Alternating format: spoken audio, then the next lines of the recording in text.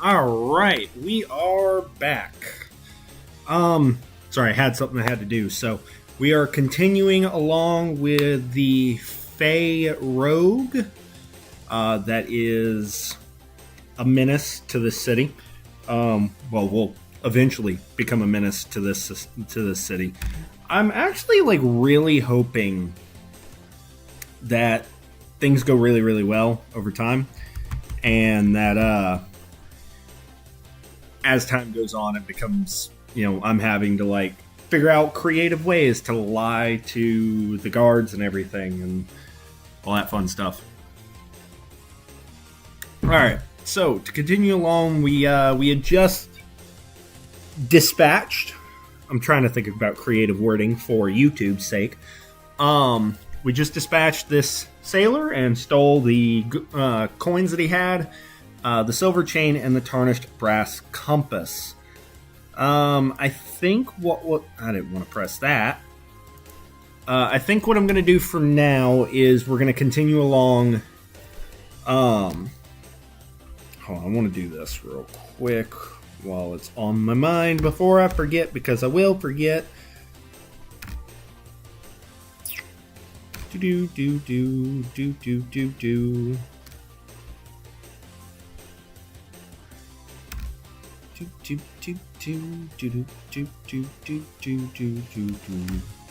Not what I want.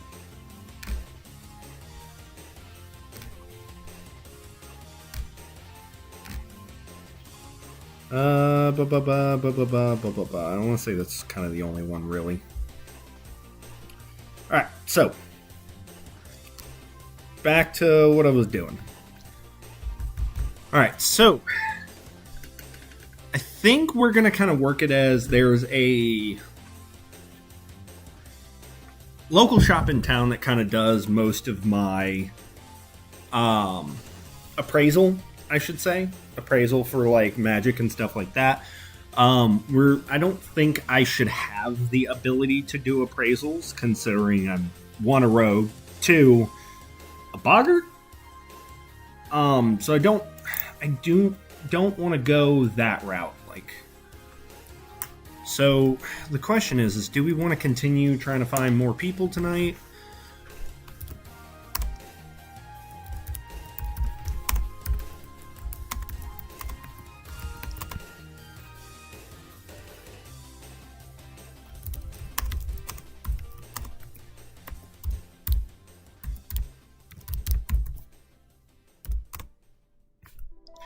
So I think we're going to find...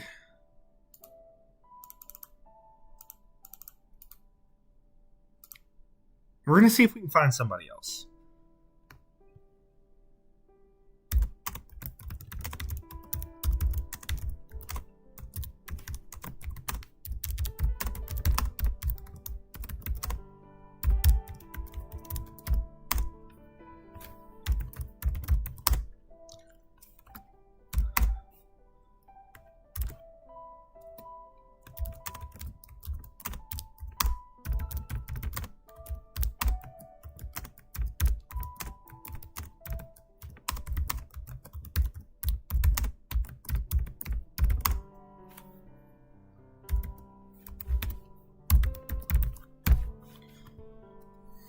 We're going to continue to do this. I want the nighttime to kind of be our main focus.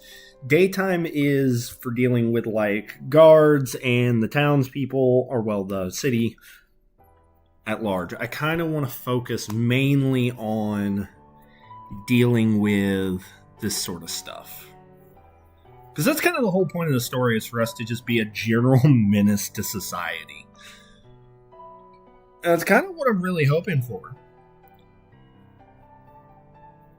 Jesus Christ. They weren't joking when they said Rogue is the best one.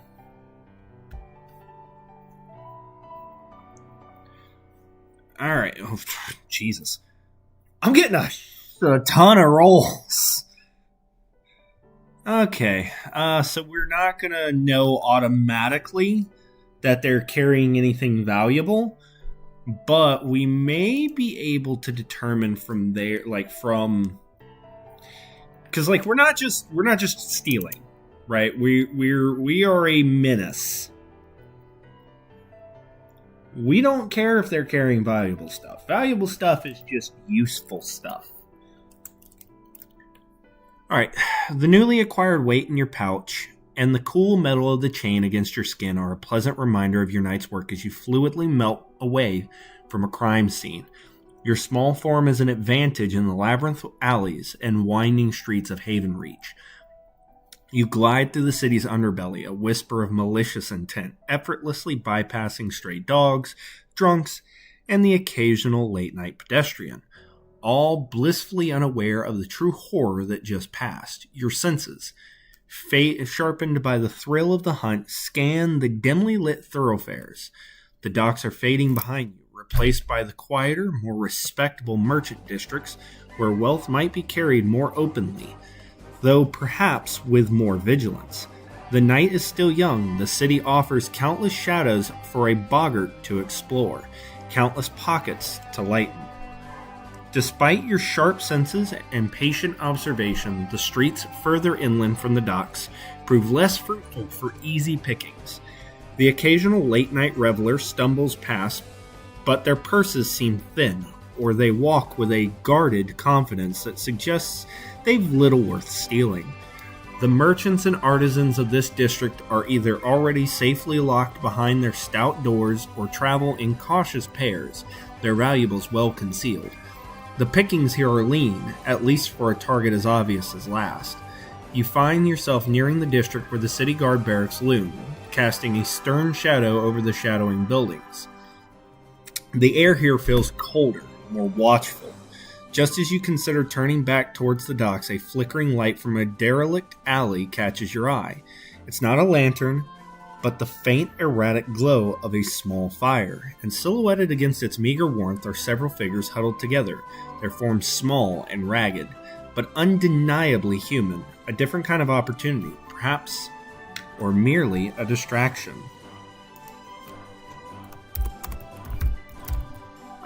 Normally I don't feel like going for groups, but let's see how many there are.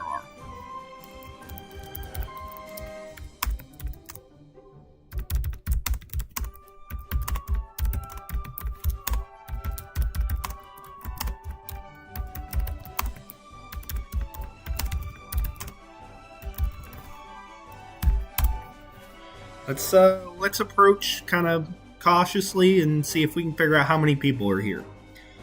And then we'll kind of go from there. Depending on how many people are there will determine how I want to go about this.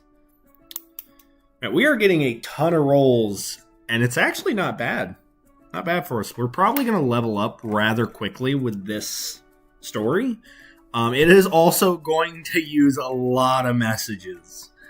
So for those of you who want to start playing, some things to keep in mind. Every time you submit, like you send a message in, that uses a message. But also, every time out of combat that it does an ability check, that also costs a message.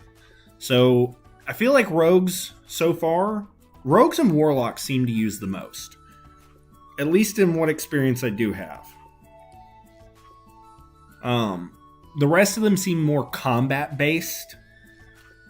Alright, but you melt into the deeper shadows of the adjacent building, a mere breath away from the alley entrance. From your concealed vantage point, the scene unfolds with stark clarity. 3 figures huddled closely around a meager fire, their faces illuminated by its flickering orange glow. They are clearly street urchins, their clothes patched and ragged, their movements quick and nervous. 2 of them appear to be children, no older than 10, their eyes wide and hollow. Third is slightly older, perhaps a young woman in her late teens, her face streaked with dirt but her gaze sharp and wary as she occasionally glances toward the alley's mouth. They share a single crusty loaf of bread, tearing off small portions with grimy hands. Their hushed whispers are too soft to discern, but the desperation in their posture is painfully clear. We don't have anything to really gain from this.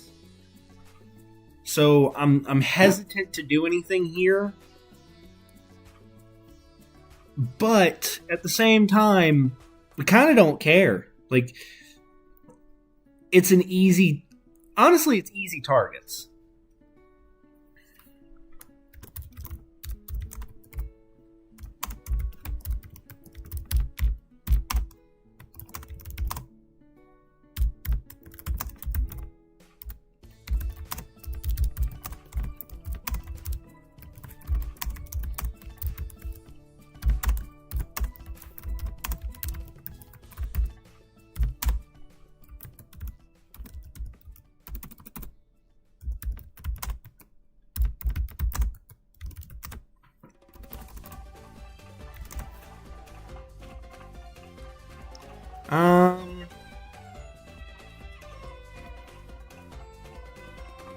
Where do we want to aim?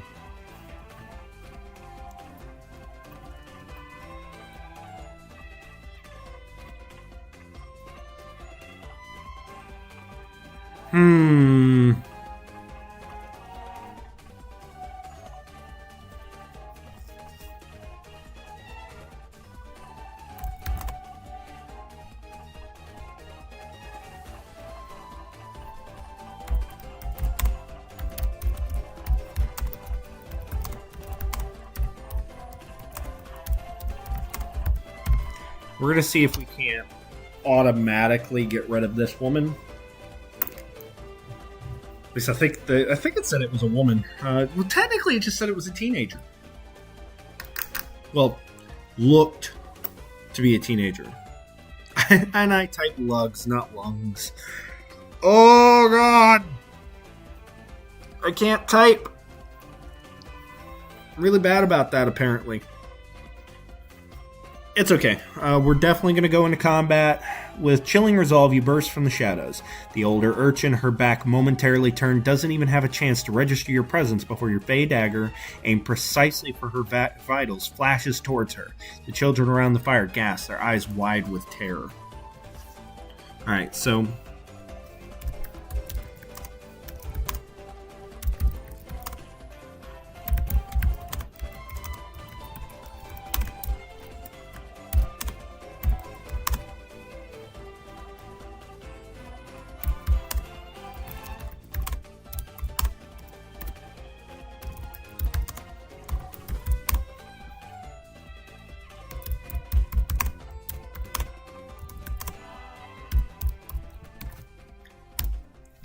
So that's what we're going to do.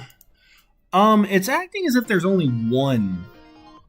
I guess the older one, yeah, is technically the only combatant. So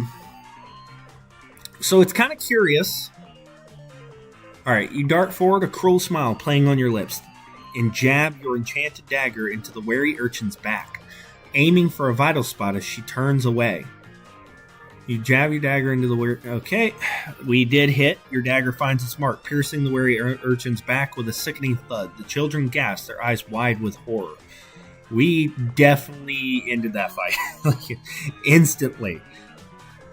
Wary urchin lets out a strangled cry as your enchanted dagger pierces her. She stumbles forward, a dark stain spreading across her back, and then collapses to the ground, unmoving. The poison from your blade swiftly claims her. The wary urchin lies at your feet, the younger children staring in wide-eyed horror.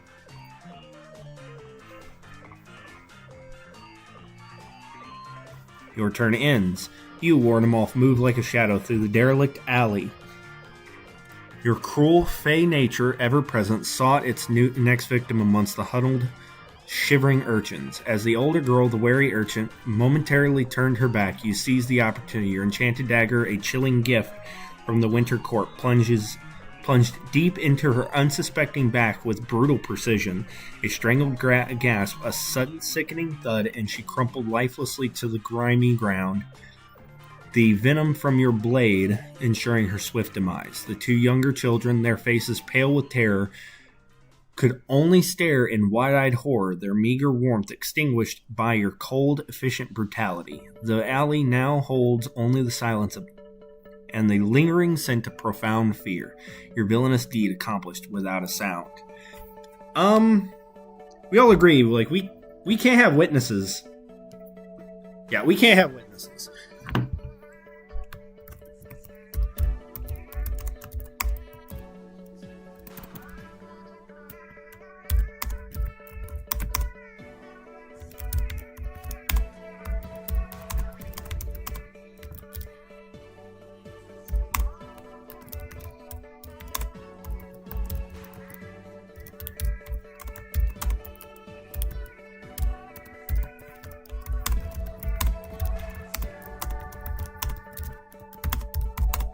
Yeah, we're just gonna be an outright villain. Like I'm not playing nice. Like we cannot have witnesses. Like period. And then we need to get out of here now. Like out of here like now kind of situation. Your grin widens, a feral flash of white in the dim alley light. The two children, their faces already streaked with tears and fear, can only shriek in unison, a thin, desperate sound that dies almost instantly as you dart between them. Your dagger flashes twice more in the orange glow of the dying fire. A horrifying silence descends upon the alley, broken only by the crackle of burning embers and the wet, sickening sounds of collapsing bodies.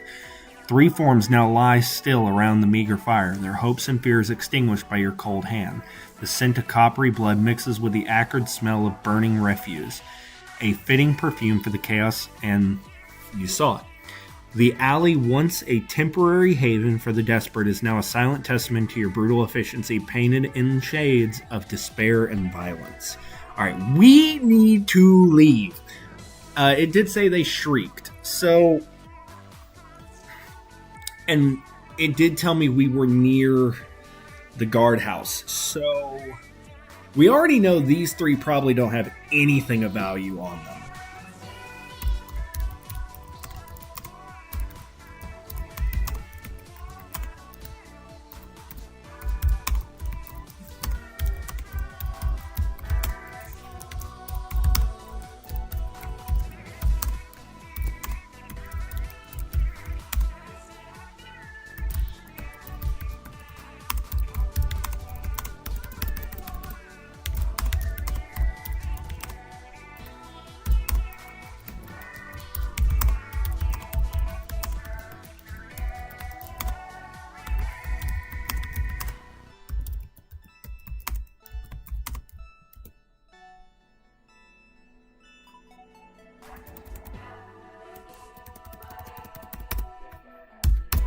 So we're going to get out of there. I don't want to say anything about the guards trying to, or me getting out of there before the guards can find me, because if I do, it will roll a skill check for it, and if I'm not, it's going to do it anyway. If I fail one of these, the guards find me instantly, basically. And I'm too low of a level to really be able to adequately handle probably multiple guards right now. So we are going to get out of there. See, it's okay that it's forcing me to roll a little bit higher. Like, it's not a big deal because I am... Like, my proficiencies and everything are... Like, I'm playing to my proficiencies. The grim tableau of the alley with its dying fire and fallen figures shrinks behind you as you flow through the interconnected shadows, leaving no trace of your passage. The sheer brutality of the act cleanses your mind, sharpening your focus. The alley itself seems to hold its breath, a silent witness to the sudden savage end of 3 fragile lives. But the city's endless expanse quickly swallows you once more. You emerge onto a wider thoroughfare, still bustling even in the deep hours of the night. Here the taverns and gambling dens are alight, spilling warm, golden light and boisterous clamor into the cobblestones. Figures move with less caution, less fear, their pockets likely heavier from a night of revelry or ill-gotten gains.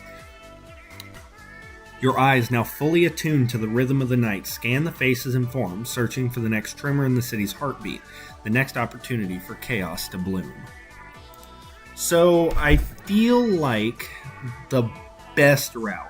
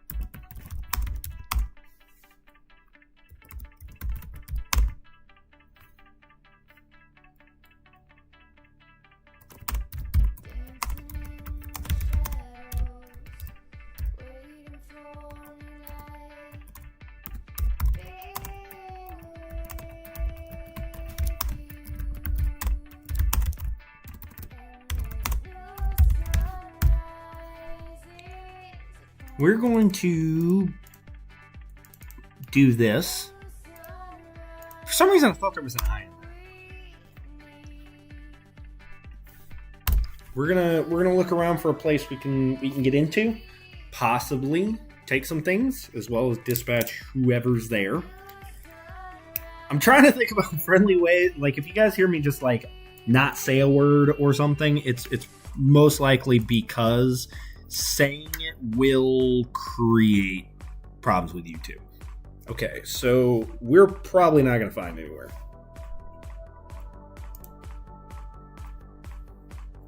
A little sad, but it is what it is. Can't be too mad.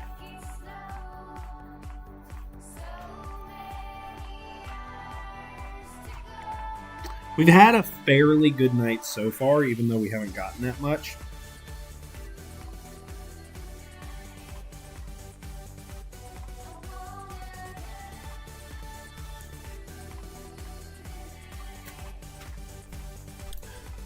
Alright.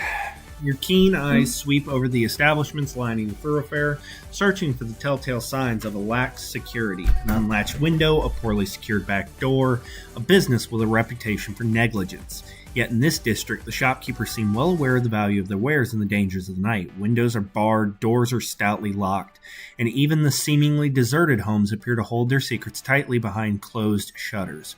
Every potential target you identify presents a challenge, not the easy mark you envisioned. The cacophony of late-night district hums around you.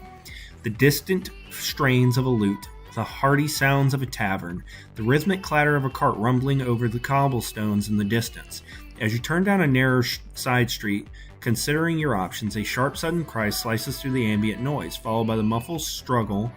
It emanates from the dark mouth of an alley just ahead, drawing your attention away from the secured buildings and towards a more immediate disturbance. Okay, I'm not a good guy. I'm not even going to look into this.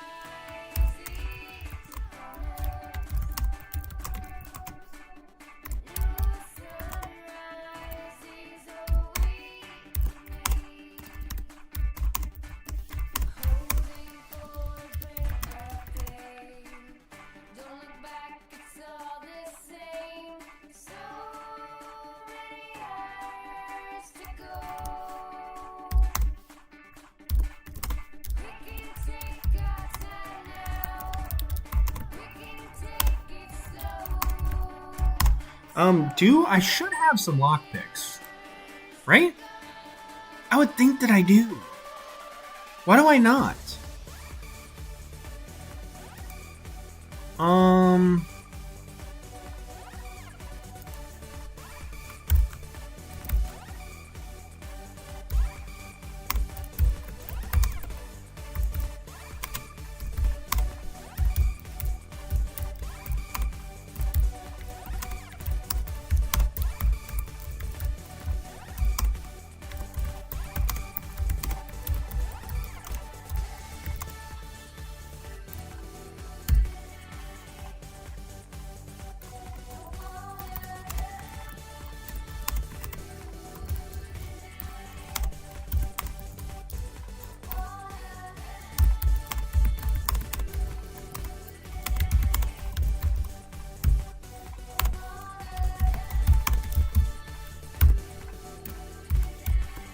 So we're gonna do that. And we're gonna try to.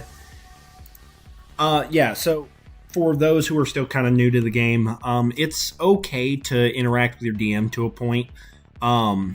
It's supposed to behave similar to a regular DM. So if like you see a discrepancy or you see something like, hey, thematically for this story, this doesn't make sense for me to either have or not have. Like you can directly interact with the DM to have them correct that.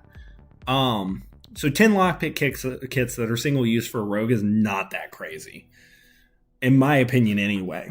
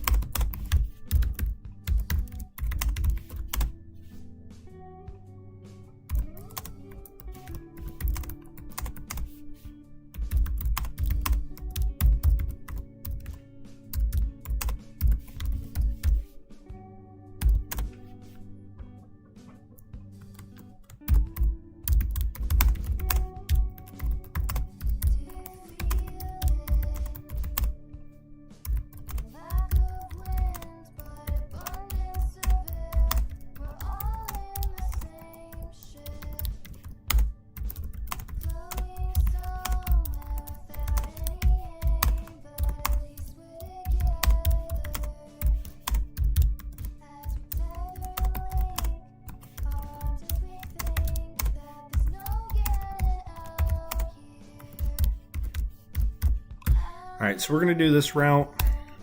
So there's really, in my opinion, two ways to approach Everweave. You can either actively build the story, in which case you're the one inputting information that the DM can use to build an actual story in the direction that you want. Or you can play the passive. You can essentially react to everything and give it little information besides your own personal actions and see what it comes up with and then react to that. That's generally the two ways that I tell people to approach things. As that's going to be what allows... It pretty much prevents any major issues from occurring. See, like that. The DM completely agreed that I should have them and actively just gave them to me. So we're going to try to break in. Or try to enter. We should be able to, right? Yes, we'll be able to. Okay. I don't remember choosing a sleight of hand proficiency, but I'll take it. Because we probably wouldn't have otherwise. So we are going to get in. And for those of you who are familiar with D&D and you're kind of like, okay, what is going on? Why is... The way that Everweave works is it does not count how much you do or don't hit a check. It just does a yes or no. So if you get a critical fail, it's not going to place you in a much worse situation than if you just got like a 10 instead of an 11, right? So keep that in mind.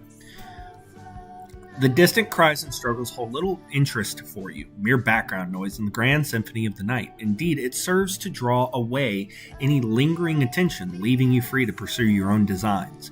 You pivot with silent grace, leaving the alley's drama to unfold without your cruel intervention. Your focus sharpens on a storefront several blocks away, a newer establishment that has, in recent weeks, dared to poach some of your more esoteric clientele. Knowing the owner to be a solitary sort, you have observed the hurried, almost negligible security measures in place. You retrieve a delicate lockpick from your hidden pouch. The cool metal feels familiar in your grasp. With a faint click and scrape, you set to work. The faint sounds of the city providing a rhythm to your precise, almost surgical ministrations upon the lock. A soft, satisfying click echoes in the quiet street as the tumblers yield to your delicate touch. The heavy wooden door, once a barrier, now gives way with a barely audible groan. Opening into the silent darkness of the rival establishment, you slip inside, pulling the door shut behind you, plunging the interior into near complete blackness, save for the faint glow filtering in from the street lamps outside through cracks in the boarded windows. The air inside is different from your own shop. Less dust, more of a cloying sweetness like stale perfume and polished wood. Shadows stretch long and distorted over display cases and shelves, hinting at the competitors' wares. A narrow corridor stretches deeper into the building, likely leading to living quarters, while the main shop floor is a maze of dimly perceived objects waiting to be discovered. Alright, so first things first, we're gonna go deal with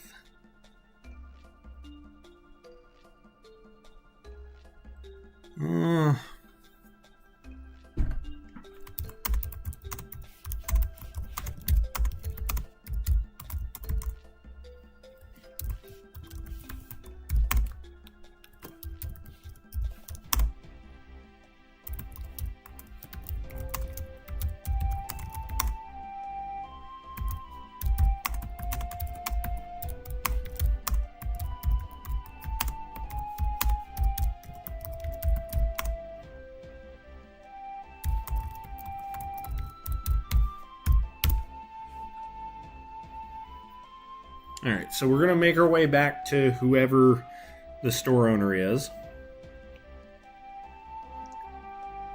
Man, it has been roll after roll after roll in this story.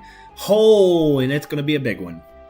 Okay, and then for those of you who are kind of curious, so this little A in the corner is showing that I'm rolling with advantage. It will be, I believe it's a D for disadvantage. And basically all that means is it rolled 2 dice, even though you didn't actually see it, and then just gave you the higher of the 2. It's kind of how that works. So, and whether or not it uses advantage or not kind of depends on how you write your message. Alright. Every step you take through the unfamiliar shop is a symphony of calculated silence. Your bare feet ghost over the polished wooden floors, past the looming shapes of display cabinets and tightly covered merchandise. Not a single creak of the old floorboards betrays your passage, nor does a stray object clatter in your wake.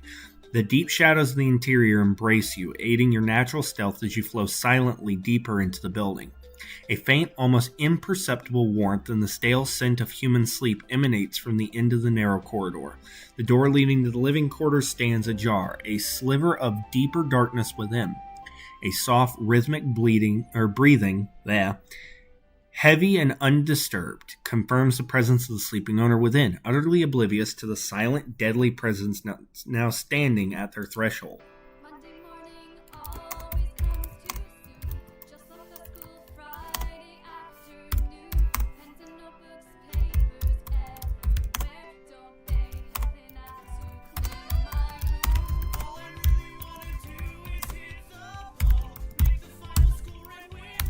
We're just going to go ahead and end him now.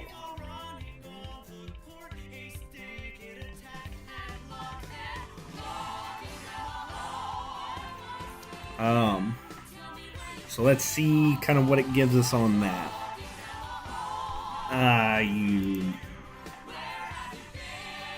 We're going to try again. We may need to reword it. Sometimes it does not like the way that you word certain prompts, and you may have to reword the prompt a little bit for it to allow it to go through. So if it sends that back at me a second time, then I know it needs to be reworded. But it should not use a message whenever it does this. Error code should just kick you back without using anything.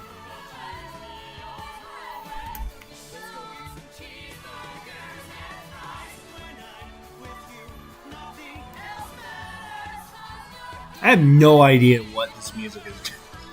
I have no idea. Out of curiosity. Oh, Tekken. That's interesting. But it's a school thing. That makes more sense.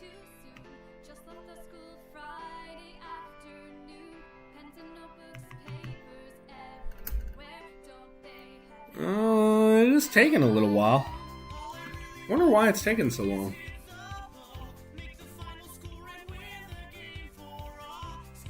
Sometimes this thing does take a little while to kind of think things through.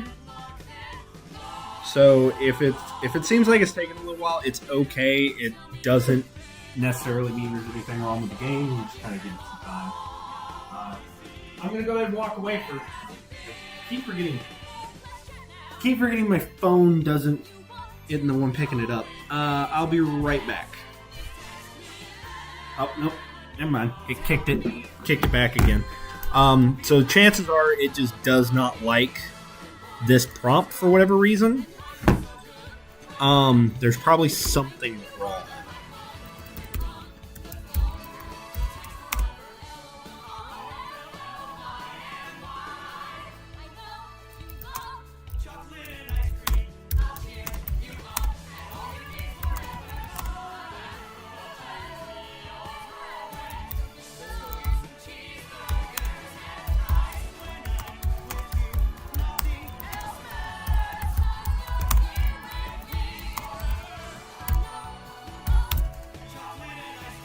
I forgot the E on plunge. I really am bad at spelling. I'm going to walk away from it.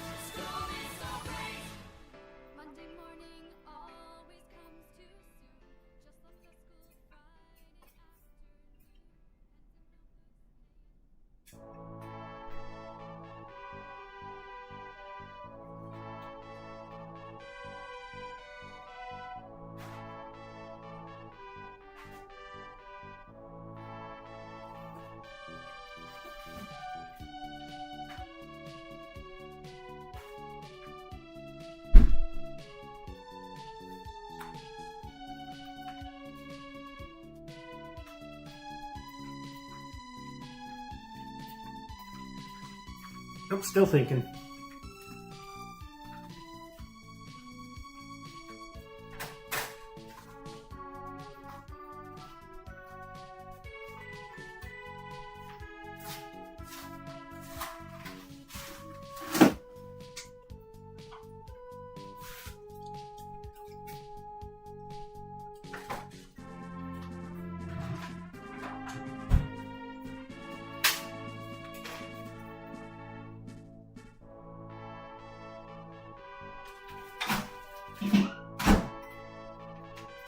There it goes. It popped up. Alright, sorry about that. I'm hungry and I'm trying to make some food. Alright. So. Oh, it just automatically went through the entire. That's why it took so long. Alright, you move with Silent Predatory Grace. Your Fey Dagger, a gift from the Winter Court. It does like to remind you a lot of things like that, even though you know. Gleaming faintly in the dim light, you stand over the unconscious form of the sleeping owner, the rival store proprietor, a cruel smile playing on your lips. With practiced ease, you bring the blade down, aiming for the neck. It was a successful hit. Your attack finds its mark, the Fey Dagger sinking deep into the sleeping owner's neck with brutal efficiency. The silent, swift strike ensures that there will be no struggle, no cry for help. Alright. Your silent hunt through the rival store culminates as you stand over the slumbering owner. With a cruel grace of a winter fey, you plunge your gifted dagger into their neck. The blade finds its mark with precision, a critical strike that silences them forever. The combination of your Fey Dagger's wicked edge and its insidious poison leaves no doubt as to the outcome. There is no struggle, no sound, just a swift, brutal end to your competitor as life drains from their form. The city sleeps on, oblivious to the chaos and death you've brought this night. Alright, so we are going to definitely end our night here, but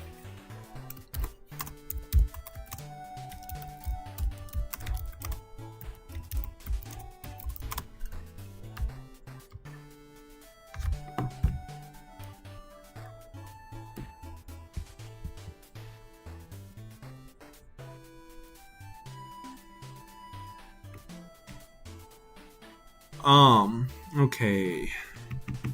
Let's see how I want to move through this. Store and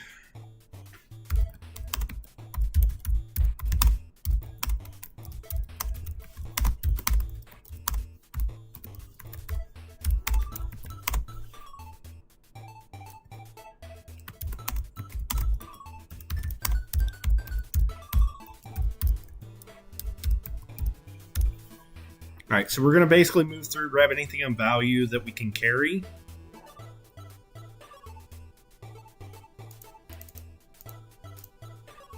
Oh, oh god, I love it whenever I do stuff like that.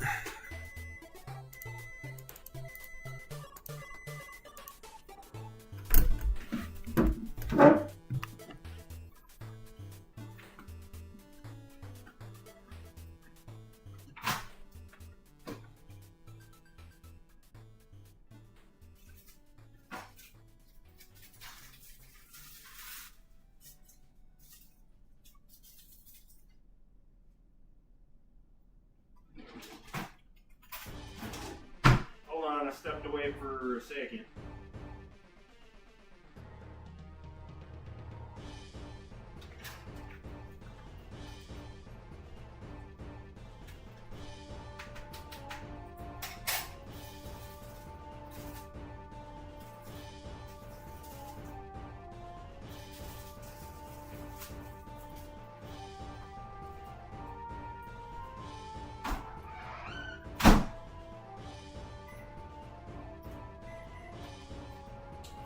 Let's see. Nope, still thinking.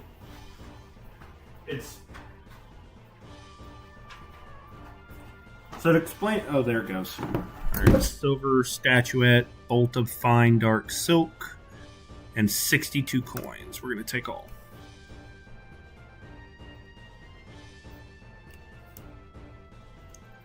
So especially with item acquisition, stuff like that, it does take a while sometimes.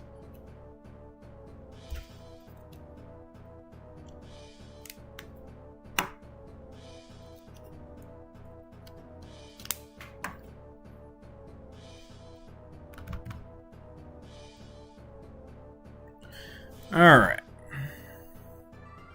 The silent.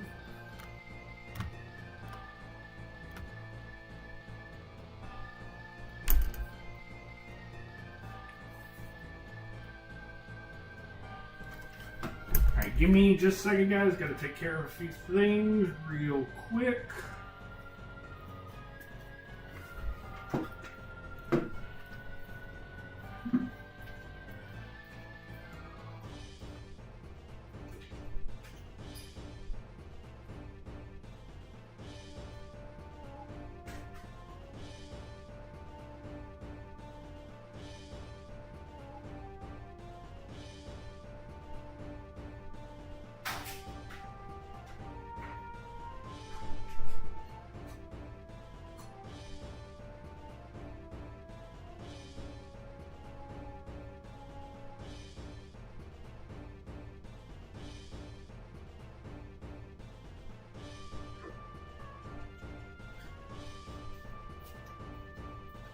Alright, sorry, trying to get a bunch of stuff done at the same time. Give me just a few more minutes and I'll be right back.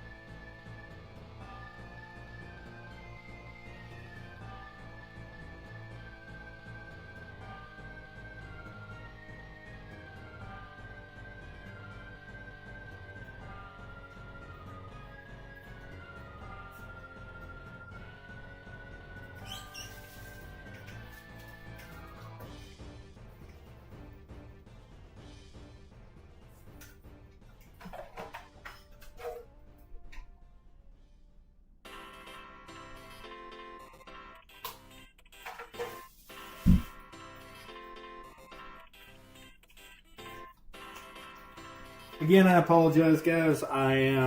It's like my one off day, so it's the only day I can get some laundry and stuff done. So just bear with me for a minute. I will be right back to continue everything.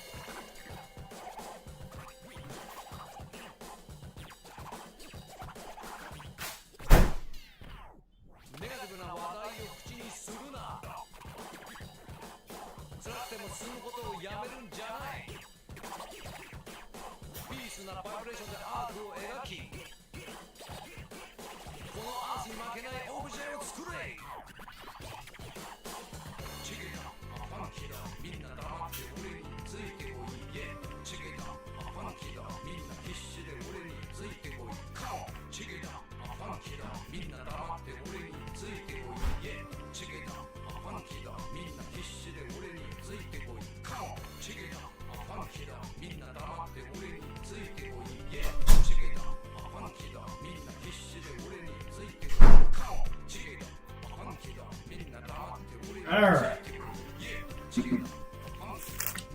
And we are back. Again, sorry about the wait. Is what it is. Alright. Silence stores profound, broken only by the faint thrum of your own Fey energy. With the owner dispatched, you move with purpose, your keen eyes quickly assessing the goods. You ignore the large, bulky items and the more common wares, focusing instead on those that possess true value and can be easily hidden. From a velvet-lined drawer, you extract a heavy pouch of coins. The clink of gold and silver, a sweet melody. A small, intricately carved silver statuette, cool to the touch, disappears into another pocket. Finally, from a neatly stacked shelf, you carefully unroll 2 bolts of fine, dark silk. Light yet valuable, they fold easily into your cloak. The rest you leave for now, not wanting to draw undue attention with too much bulk. The store, once a competitor, now merely a source of sustenance for your nocturnal endeavors. Alright, so we're going to definitely end the night here.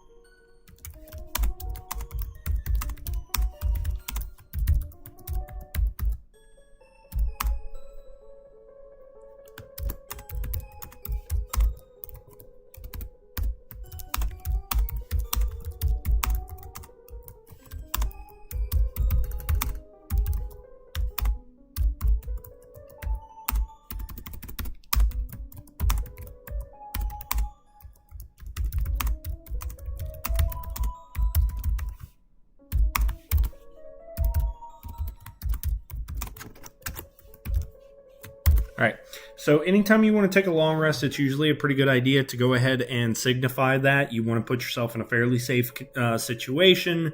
You want to make it make sense for the sake of the narrative, and then you want to signify that you're taking a long rest. So the reason why I'm doing that specifically here is I have enough experience to go ahead and level up.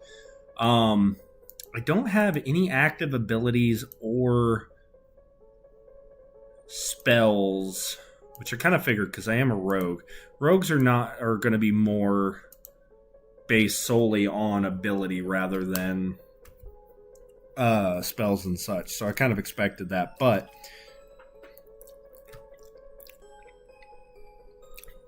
this is how you're going to level up.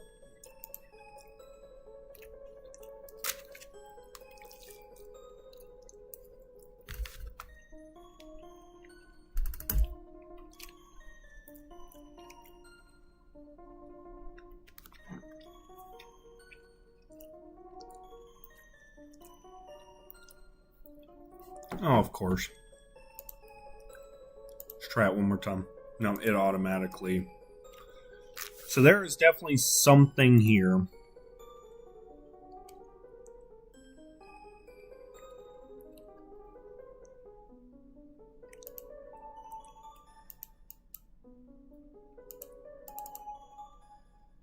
Let's try.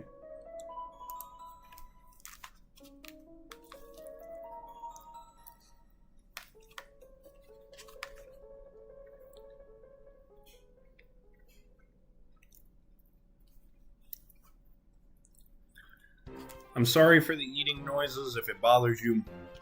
I'm hungry.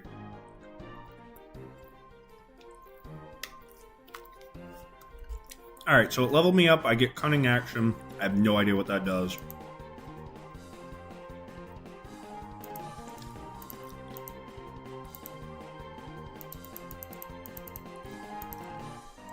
Yeah.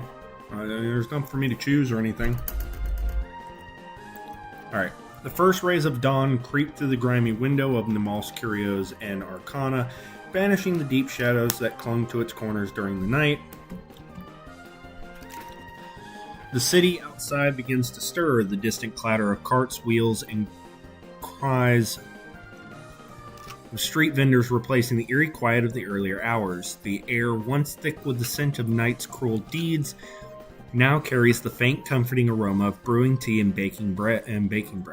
From nearby establishments, you awaken in your room, the familiar weight of your halfling disguise settling comfortably around you. The previous night's endeavors feel like a distant dream, yet the silver statuette and silk in the corner and the gold in your pouch are tangible proofs of the chaos you sowed. The store awaits, silent and ready for another day of feigning normalcy.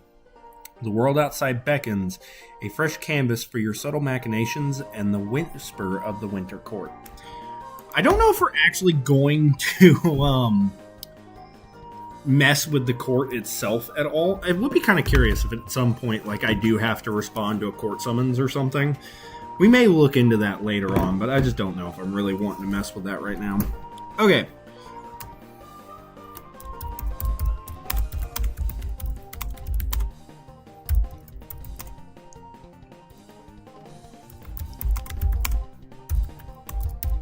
Night.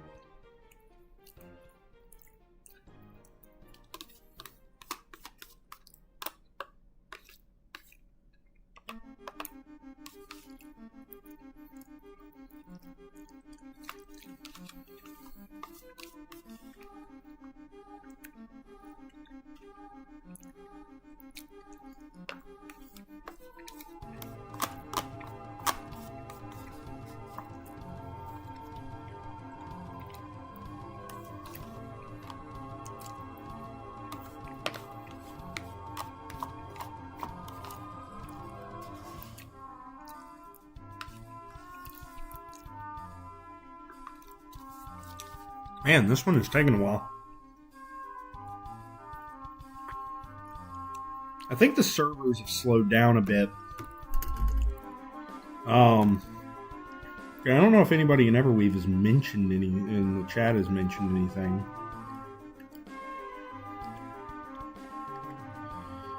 Let me roll back a bit.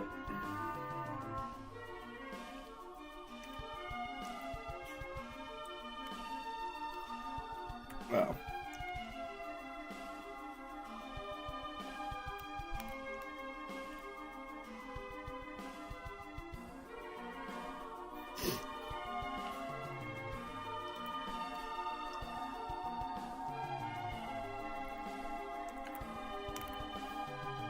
And we get the statue.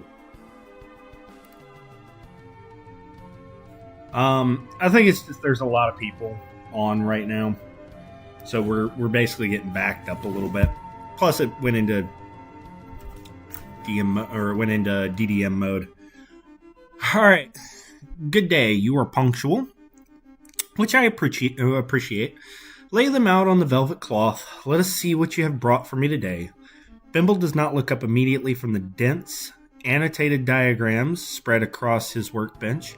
He carefully finishes setting down a glass pipette before sliding his spectacles up the bridge of his nose with a stained index finger. He turns toward the counter, his sharp brown eyes scanning the visitor with a practiced, businesslike focus.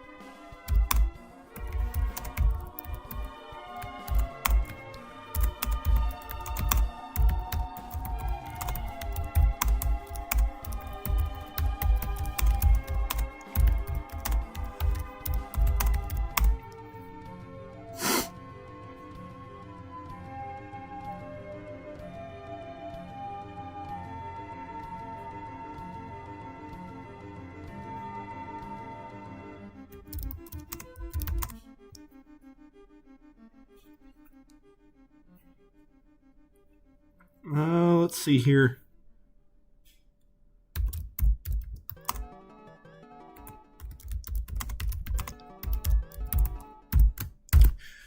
We're going to weave a little bit of truth in there to get some plausible reasoning.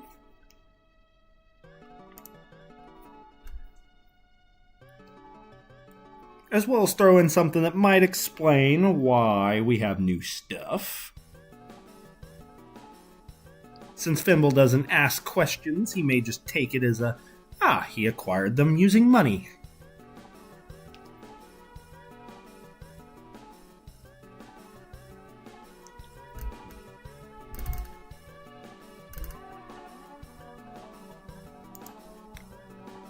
Gaze from the... Okay. Doc's gossip is rarely worth the breath spent on it, and I prefer to focus on the tangible properties of matter rather than rumors of transience. Now, let us return to the task at hand. What have you brought me? Fimble shifts his gaze from the workbench to the velvet cloth. His expression neutral. He adjusts his spectacles with a strained finger and gestures sharply at the items to be presented.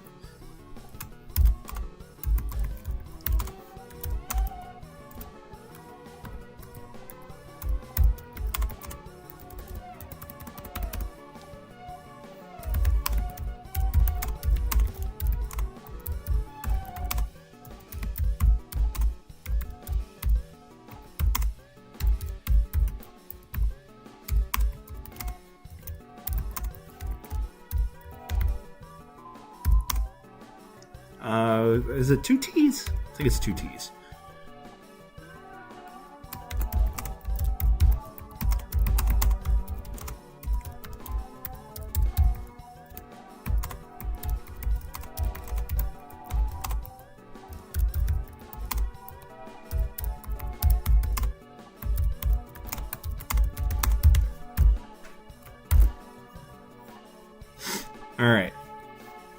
so we don't need to really ask him about the bolts of cloth. That's pointless. However, the other items are of particular use. Alright, and then refined iron fillings, we don't really need. Vial of quicksilver. This vial containing precisely measured shimmering purity guaranteed. Mineral analysis kit, we don't need. Alchemist goggles, we don't need. Dust of suppressed resonance. When carefully dispersed, this dust briefly absorbs the minor sonic and ethereal disturbances within a small area, creating a temporary zone of unusual quietude. That might be interesting. That might be useful, actually. Petrified ancient wood, a solid heavy chunk of ancient wood now entirely mineralized, showcasing intricate patterns and a surprising range of natural earth hues, a fascinating example of natural transmutation, and then flawless quartz crystals. We may get the dust of surprise resonance, but I don't need it right now. Oh, and this is how you sell things. That's really cool.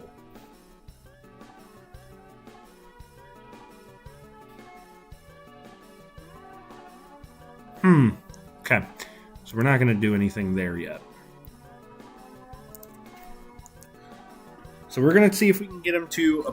I haven't messed with the merchant system at all yet since the update. So it's rather interesting to see. Again, walked away from my computer forgetting that I can't talk into my phone.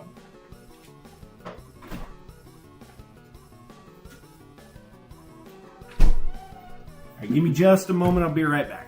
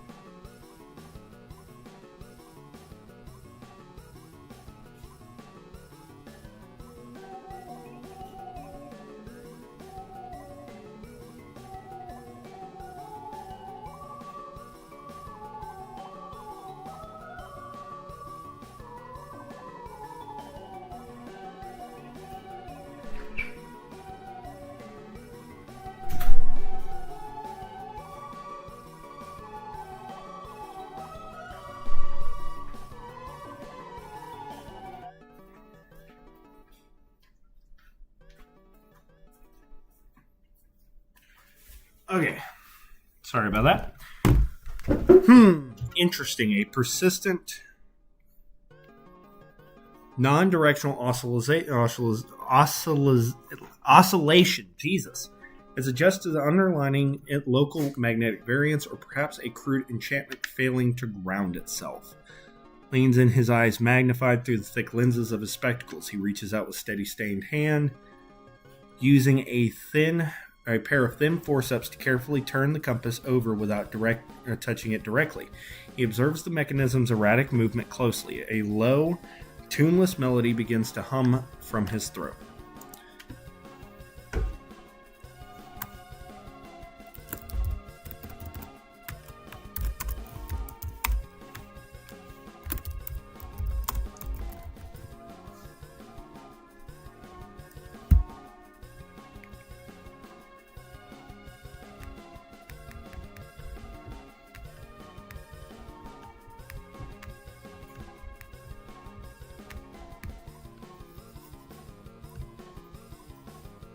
Alright, so let's see here. I watch Fimble carefully.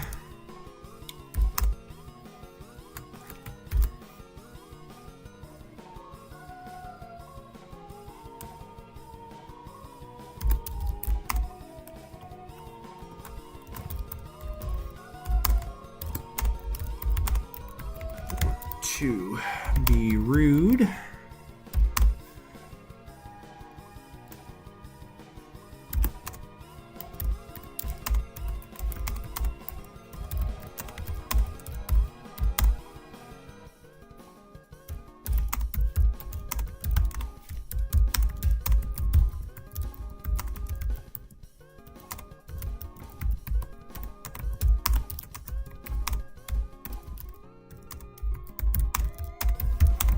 Store.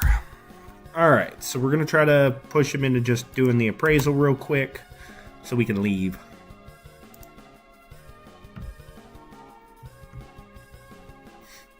And then, I just got another task I got to do for my off day, so I'm probably about to have to jump off again. Man, that sucks.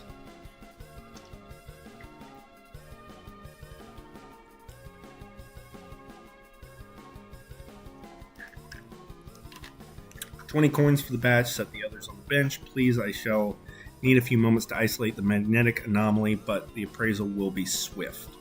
Bimble pulls his face away from the magnifying lens, the low hum cutting off abruptly. He wipes his stained hands on his apron and gestures with a flick of his wrist toward the space next to the compass, waiting for you to complete the set. I hand him 20 coins to the appraisal service and passes over the silver statue and silver chain and tarnished brass compass for him to examine.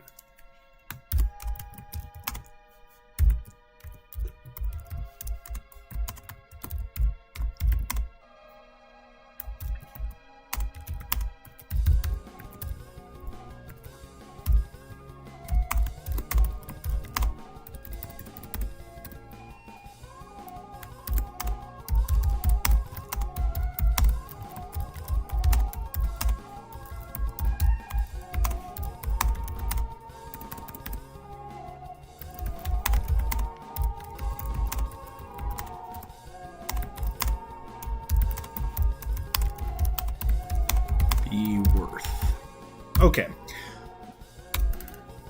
So with dialogue mode, realistically, you need to focus specifically on two things. What you're doing, what you're saying and what your intent is. This could be thoughts, this could be minor actions that don't require movement or change in scenery or anything. You want to be careful because if you try to walk away or anything like that, it will just straight up end dialogue mode. Alright, the silver chain and statuette are of standard purity. The statuette's form suggests a late period provincial make. The compass, however, is a rare resonant instrument. The needle tracks a source of planar energy rather than magnetic force or magnetic north. It is a fascinating curiosity, though of limited use for actual navigation. Sweeps the coins in the drawer without counting them, his focus shifting immediately to the items. He weighs the silver items with a small hand scale before turning his attention to the compass, which he inspects under a jeweler's lup. I don't even know how to say that. With a practiced fluid motion, he takes a fine file to the compass's hinge, catching the resulting metal dust in a small vial hidden amongst his clutter. He sets the file down, adjusting his spectacles, and taps the compass with a stained finger.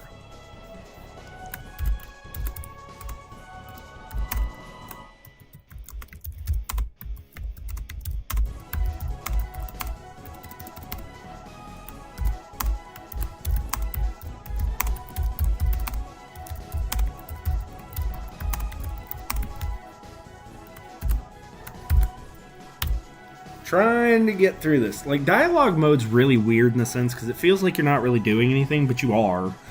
You're having a conversation, and especially with certain situations like this, that conversation needs to happen in a very specific fashion in order for you to be able to get the information you need. Welcome, by the way. If you want, I do have my chat pulled up. You can talk to me directly. That's fine. I'm more than happy to respond. So, if you have any questions about the game or any ideas that you may want to throw up, I'm more than ears open. That was a weird way to say that. I'm more than happy to hear it out. Right now we're playing a Fey Rogue that is a boggart, part of the Winter Court. And he runs a store during the day, and at night he's just running around town getting rid of people. I have to be careful, YouTube and all. That's kind of the direction I'm wanting to go with it. Alright, silver pieces are harmless enough. The compass, let us say, it is an acquired taste for a collector of curiosities. It will not bite, but the needle might unsettle the superstitious. 85 coins for the lot is my price.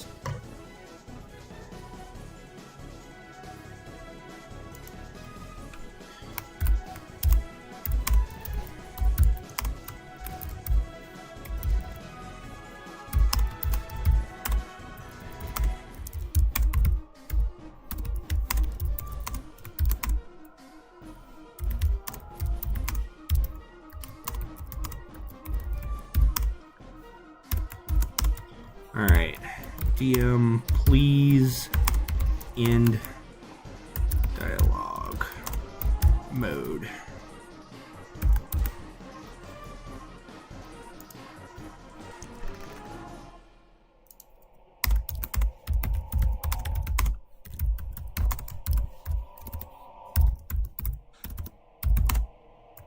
And make my way back to my store. There we go. Alright, so with that submitted, we are moving forward. Everything's going pretty well so far. Story-wise, like, it's going pretty well. We've already hit level 2. Not that's terribly hard to do. Until then, mind the step on your way out. Fumble gives a brisk, distracted nod. His attention already fully committed to the small vial of dust he collected. He doesn't wait for a response, instead picking up his mortar and pestle and begins the next phase of his work. Cool. Alright, DM did not in dialogue mode, and they should have.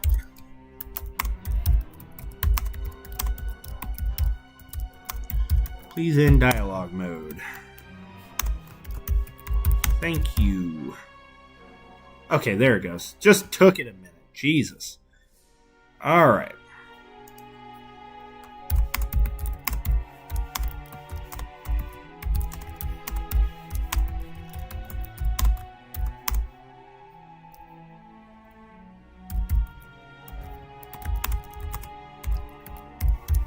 Acquired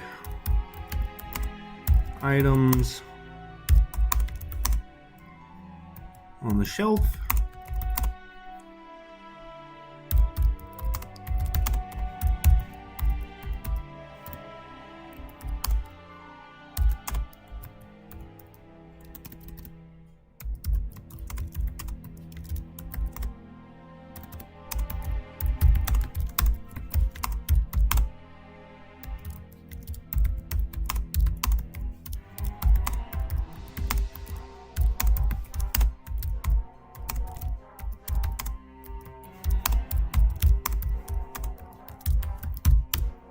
All right, see what we can get.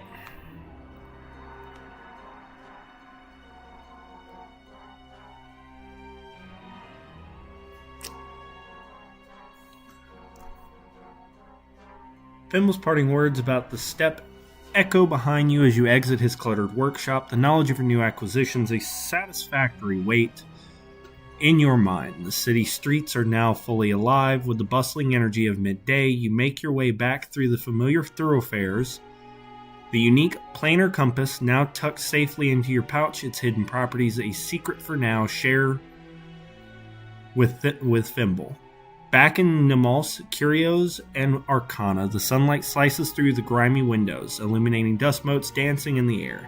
You carefully place the silver statuette and the plain silver chain into a cleared shelf, their mundane nature now confirmed. The compass, however, you keep close, a more intriguing piece for potential display or further study. With the shop's doors unlocked and the open sign turned on, you begin the mundane ritual of sweeping and tidying, your sharp eyes constantly scanning the streets, anticipating the day's first patron, or perhaps another unsuspecting player in the city's unfolding drama.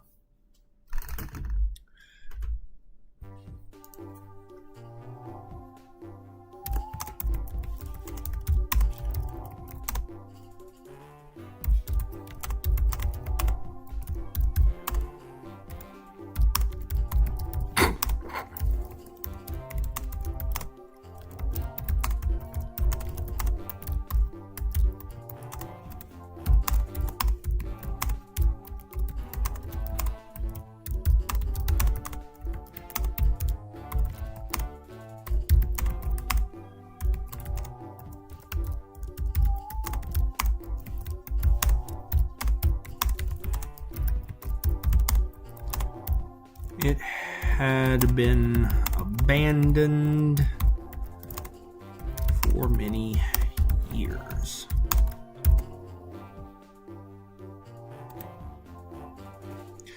I wonder if the DM is going to create another interaction like it did the first time, or if I need to prompt it to.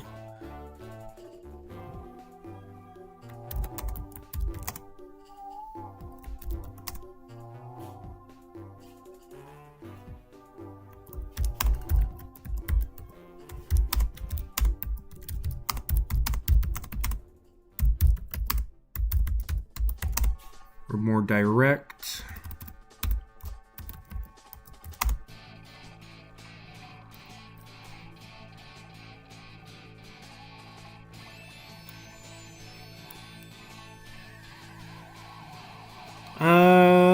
How do I word this? More direct interaction, I guess. So we're trying to kind of push the DM to create some form of interaction here, because otherwise the DM's really weird. Like, sometimes you kind of have to force it to interact in a very specific way. Otherwise, it'll just like continue on for hundreds of messages of just like, oh, you're just waiting, or oh, you're just doing this, or things of that nature. But yeah, sometimes it's fun. Welcome. If you want, my chat is open. You're more than happy to send in some, messages or questions, or even if you have a suggestion to kind of make the story more interesting, I'm more than happy to hear it out and interact with you guys. So, if you have anything, just go ahead and send it in. I'm paying attention. I promise. Oh God! Sometimes these wait screens take, and they're gone.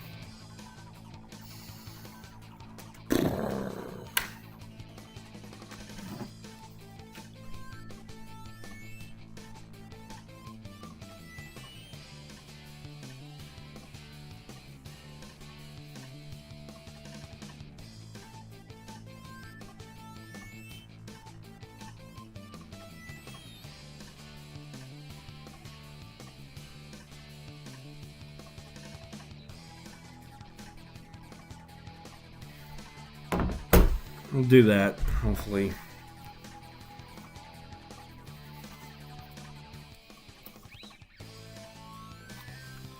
So I've been really enjoying this game so far. I mean, don't get me wrong.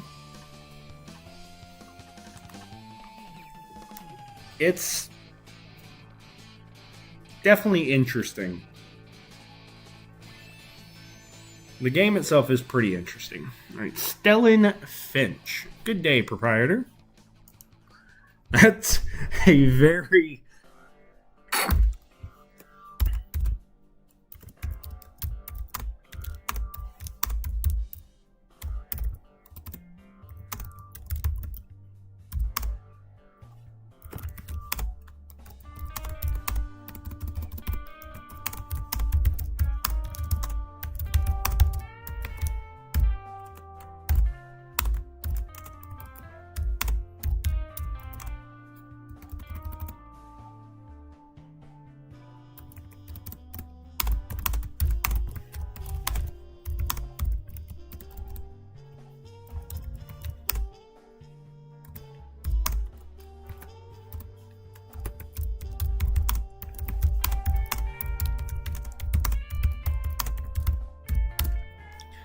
Alright, so we are going to interact with this.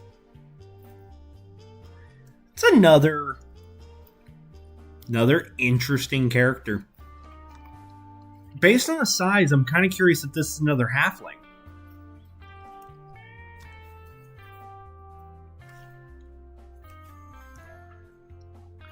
I am simply browsing for the moment. Your collection appears quite eclectic. Tell me, do you specialize in any particular epoch or origin, or do you merely curate what the tides of fortune bring to your doorstep? Stellan moves a few steps further into the room, his eyes scanning the shelves with clinical precision. His right hand rises and his index finger absolutely traces a slow, continuous circle in the rough grain of a wooden display case. This dude is probing.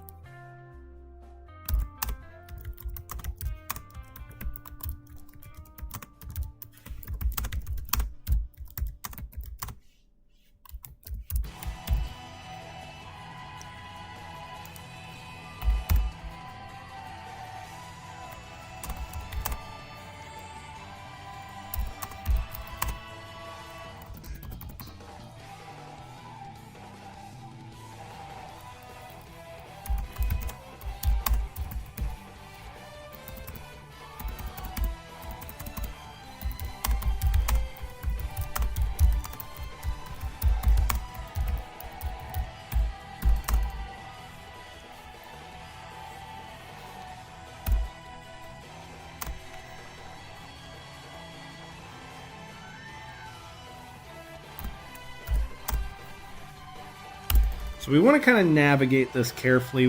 We're not lying at any point. We may use some half truths. Like it's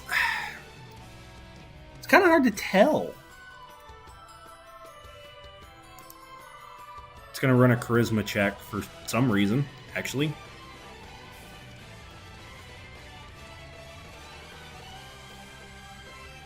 See, that wasn't a deception, though. Why did it do deception? I'm not going to argue with it, but deception's a little weird.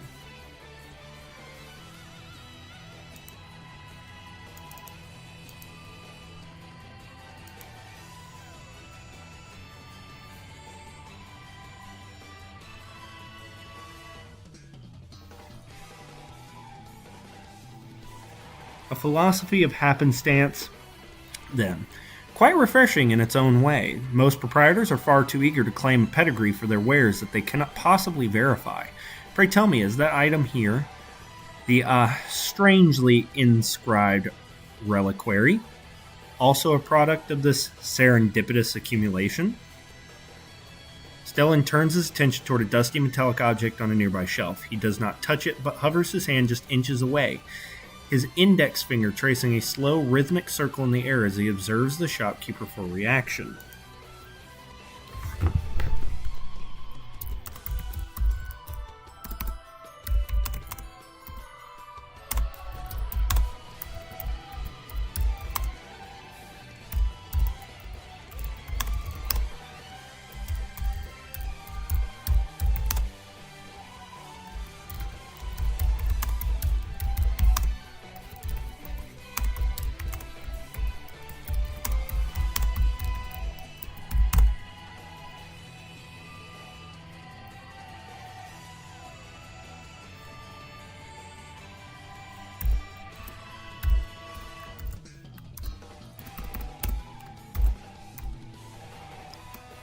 How do I want to go about this?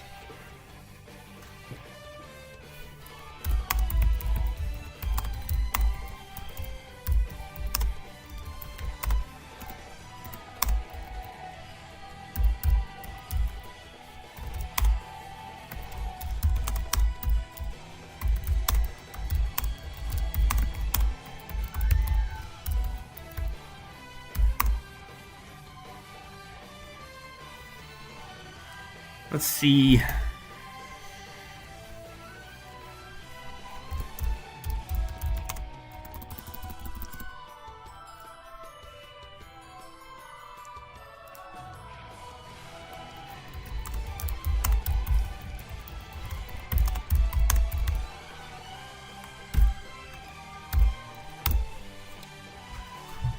We don't want to make him feel like we're paying too much attention to him. This constant circling finger motion's a little odd.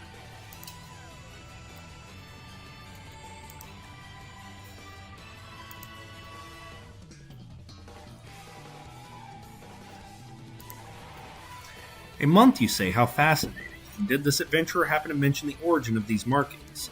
They seem remarkably preserved, almost as if they were carved by light rather than steel.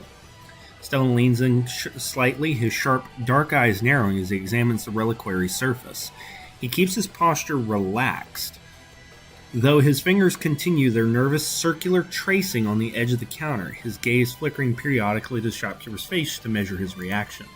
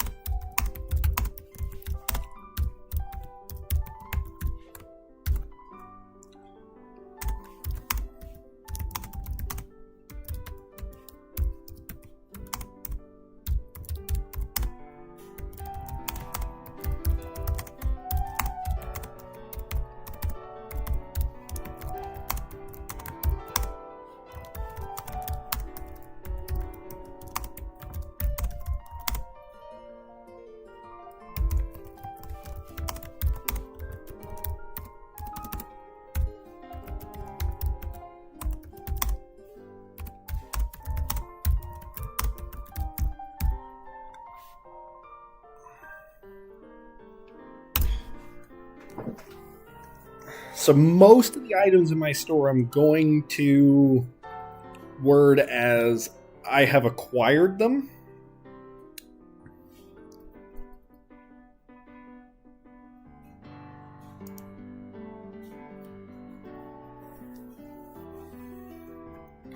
Because the last thing I want is for people to ask too many questions and realize where I'm getting these items from. This is where the expertise in deception is going to come inherently useful.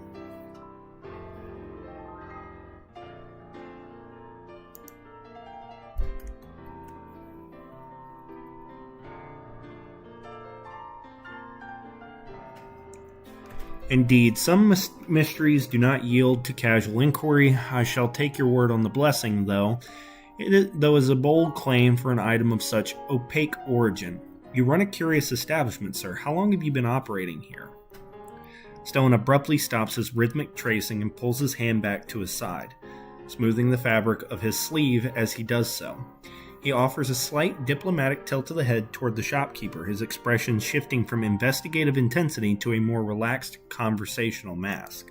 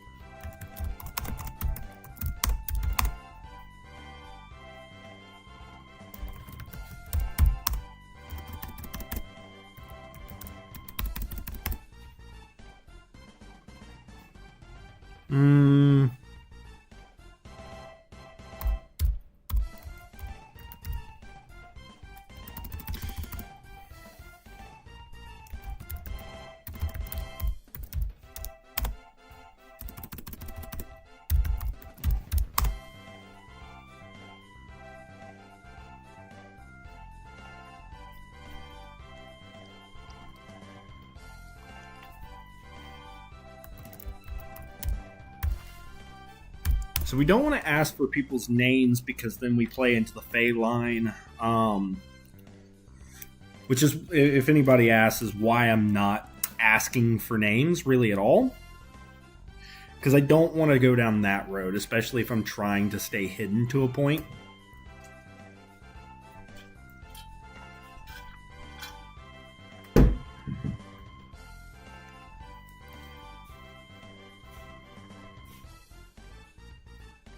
Only a few weeks, you've managed to accumulate quite the collection in a brief span. It speaks to either immense connections or a very distinct taste. I shall continue my perusal if you do not mind. I find the atmosphere here quite unique. Stellan gives a polite, tight smile, then turns back to the shop, walking slowly along the perimeter of the room. He keeps his hands tucked in his robes, carefully avoiding the temptation to fidget, though his eyes remain sharp, tracking the shadows and corners of the shop for any sign of hidden doors or unnatural architecture. Alright.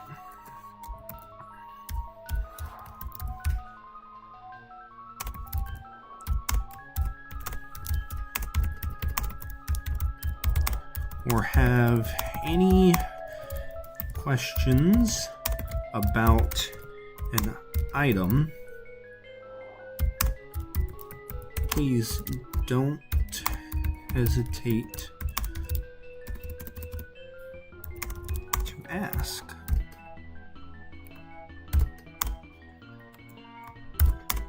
I watch guest carefully while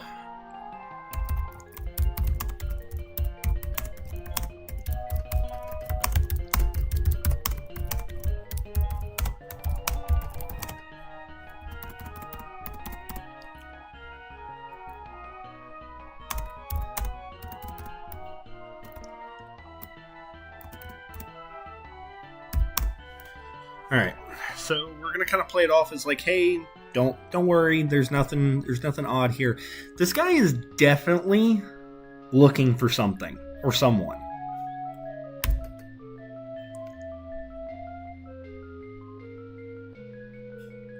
He's here for a reason, and I don't know what it is yet.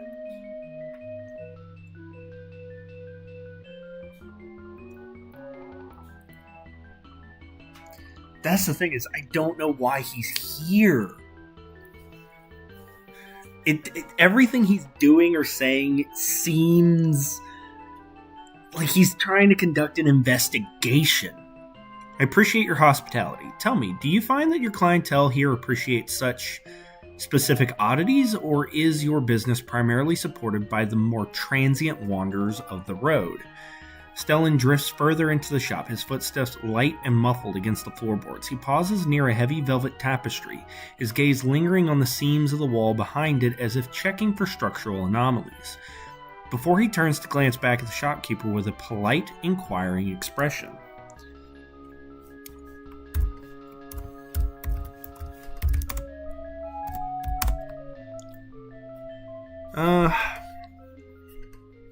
Let's see.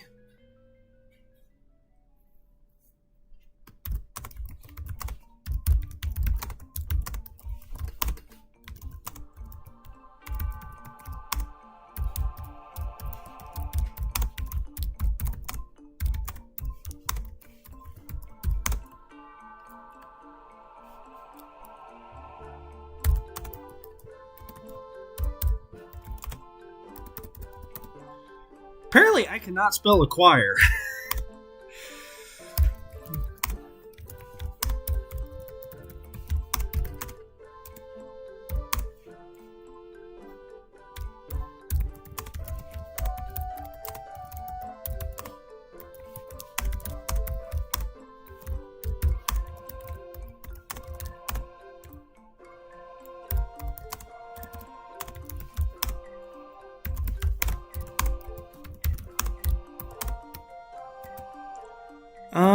How do I want to...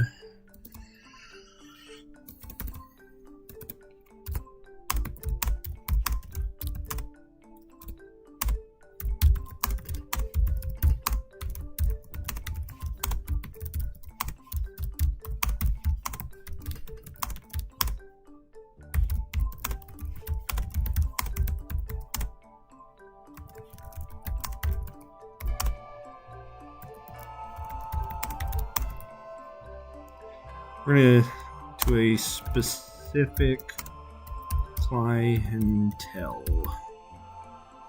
I don't think that's how you spell clientele at all, but it'll work.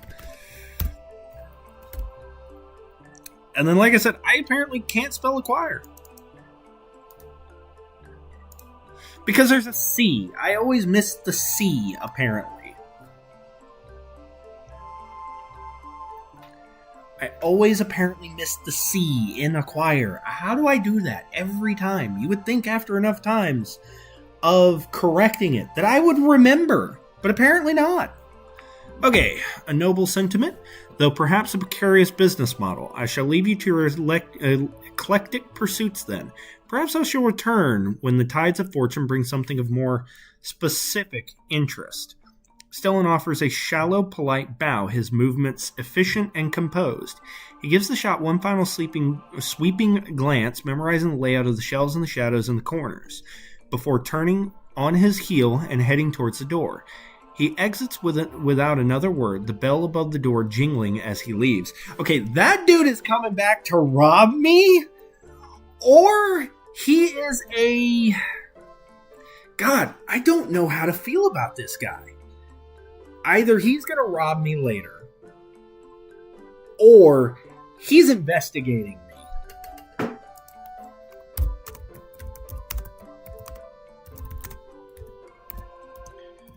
We're definitely going to have to look out for him. The store.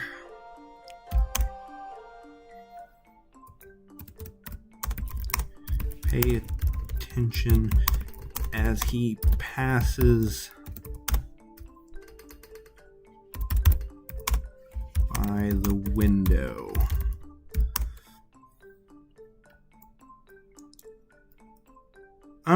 Let's see.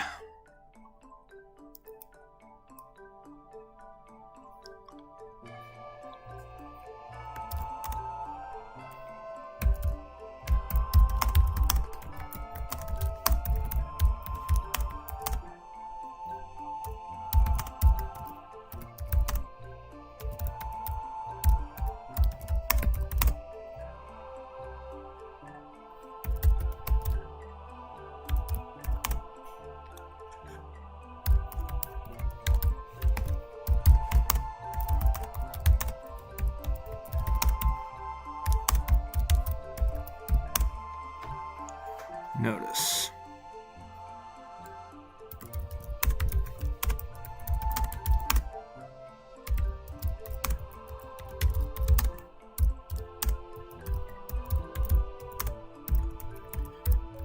Just in case of his return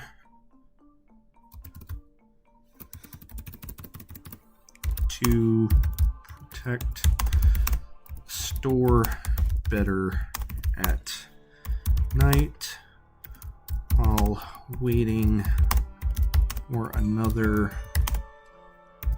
customer to happen by. All right, so we're going to try to prompt the DM to create another interaction. This story's definitely split in like two different directions. Because we have our daytime where we're a shop owner. We're trying to escape being noticed as not a halfling.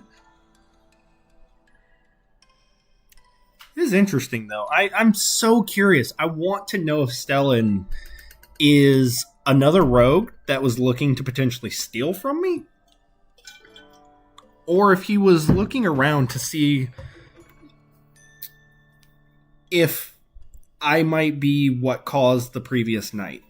You watch the cloaked halfling, Stellan Finch, stride purposely from your shop, his silhouette diminishing down the street. His idle curiosity and precise questions have not escaped your notice, and his youthful face, framed by those telltale pointed ears, is filed away in the sharp archives of your fey memory.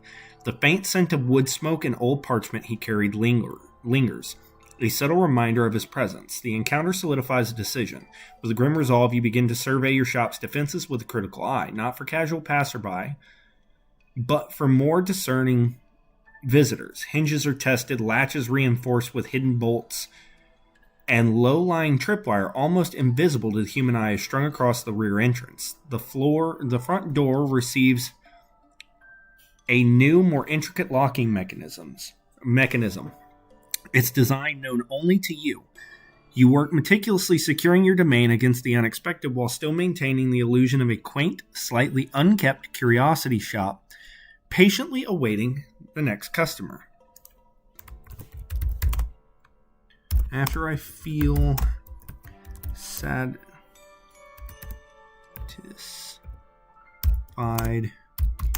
the defense measures, return to the counter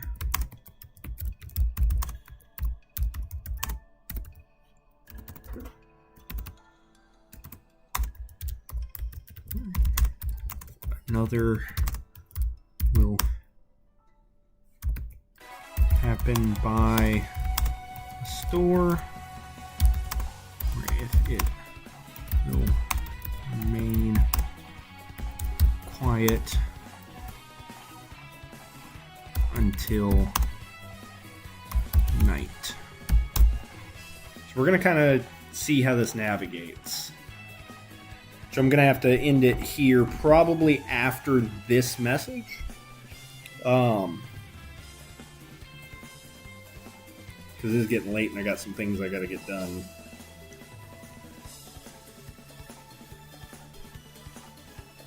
Considering it's not nighttime, a quiet satisfaction settles over you as the last subtle modification to your shop's defenses is complete. The hinges groan a little less, the latches feel more secure, and the almost invisible tripwire hums with a faint magical energy. Your small establishment, once an inviting facade, now holds a silent, concealed strength, ready for any discerning eye or probing hand. The afternoon sun begins its slow descent, painting the dusty interior shop in longer, warmer hues. Foot traffic outside thins, and the boisterous clamor of midday mellows into the softer, more reflective sounds of late afternoon. Just as you begin to consider the peaceful prospect of an uneventful evening, a shadow falls across your newly cleaned front windows, and the bell above the door lets out a hesitant, almost apologetic chime.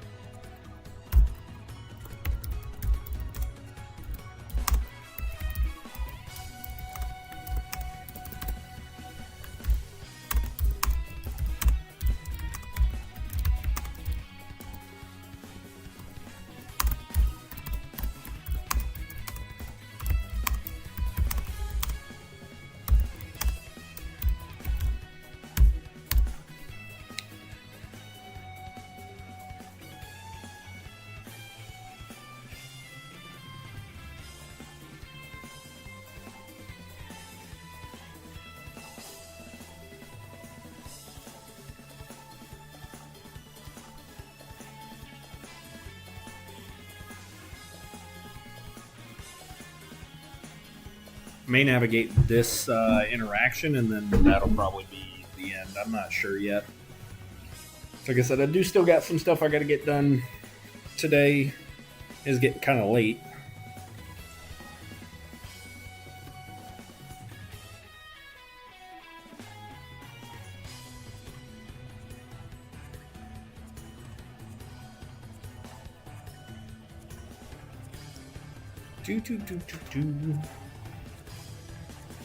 Okay, so it's probably going into dialogue mode, which is why it's probably taking a while. So kind of... Oh, well, to be fair, I kind of threw it into dialogue mode now that I think about it.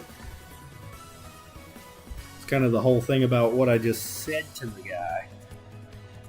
So we'll see what happens next. So far, nobody has talked about what happened the night before.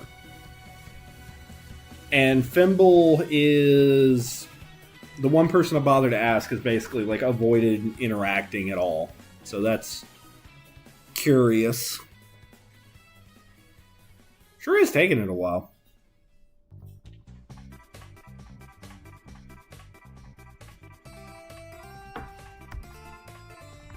I'm probably going to do a video of tricks, tips, and things of that nature that I might recommend for people to kind of help with their navigating this game a lot better, because it seems like I'm one of the few that doesn't really ever have any issues. Alright, Silda. What even is she? Holy, that is a really cool character sprite. I like that. I wonder what she is. Good afternoon. Your establishment has a distinct atmosphere. I find myself curious about the provenance of your wares. Is everything here merely collected, or is there a genuine history to these items? She steps into the room, her bronze-toned skin catching the fading light. She's supposed to be a tiefling? Her amber eyes sweeping over the cluttered shelves with intense, clinical focus. She keeps a deliberate, respectful distance from the proprietor, moving with a fluid grace, though her gaze darts quickly to the ceiling and corners as if assessing the space before settling back on the halfling. Why is everybody weird? Why is everybody looking at my place weird?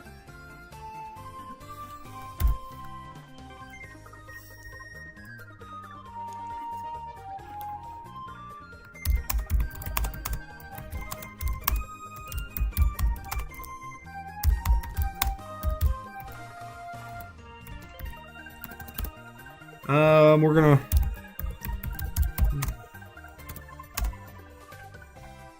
It's a C, not an S. I'm going crazy.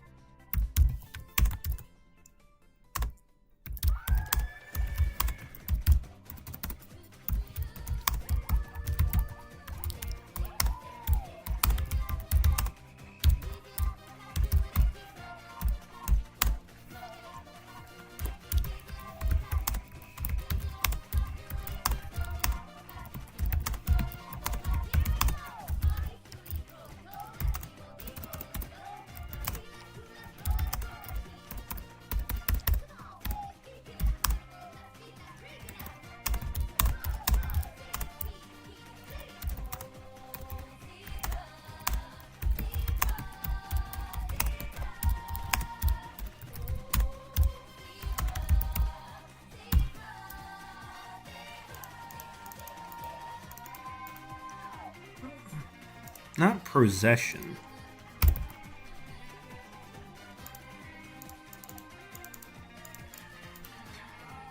Oh, it's because 2 S's. I'm going crazy, apparently. I'm really bad at spelling. Really bad at spelling. I believe this is supposed to be a tiefling. I've yet to see a tiefling character in this game. Just because I haven't interacted a lot with dialogue mode in a way where it actually gives me characters like this. Usually a lot of the characters that I interact with are like stone figurines in terms of their character thing. Appraisal provides a price tag, Master Gnimalf, but rarely She stuttered, okay? Story, I find myself... oh, is that supposed to be like Is that supposed to be a stutter? That's really cool. I didn't know the AI could do that. Rayla's story. I find myself intrigued by the crystalline shard on the shelf. It seems to hum with a specific resonance. What can you tell me of its nature? Silda slowly drifts slowly towards the shelves, her movements measured and careful. She keeps her gaze sharp, constantly sweeping from the items to the structure of the room, as if calculating the space around her. She pauses, tilting her head as she points a slender bronze-toned finger toward a shimmering object resting on a wooden rack.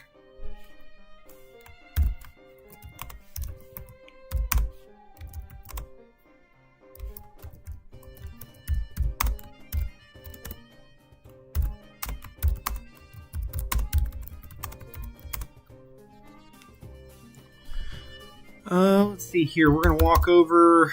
What do we want this crystal to be? What do we want this crystal to be? Based on... I'm pretty sure she is a tiefling. So, a crystal... We're going to make it...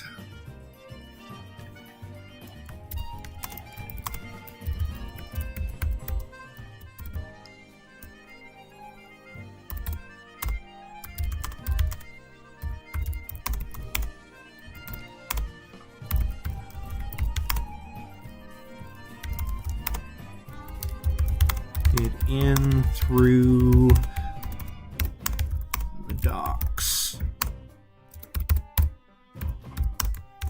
The only formation beyond the appraisal was that it was a crystal gained from defeating.